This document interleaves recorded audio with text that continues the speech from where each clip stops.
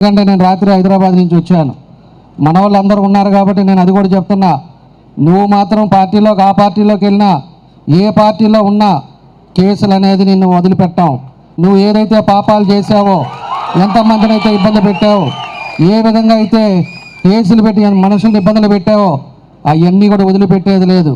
నువ్వు చేసిన అవినీతి పనులు, నీ కొడుకు చేసిన అవినీతి పనులు మొత్తం కూడా తీస్తావు.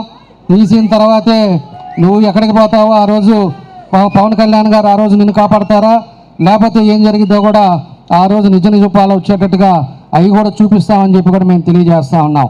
కాబట్టి ఈరోజు ఉండే పరిస్థితుల్లో నువ్వు ఏ విధంగా వస్తున్నావో, నీ ఎందుకు ఏ పార్టీలు మారి వస్తున్నావో అనేది ఈరోజు జిల్లా ప్రజలందరికీ కూడా తెలుసు, జిల్లాలో అన్ని ప్రాంతం వాళ్ళందరికీ కూడా తెలుసు.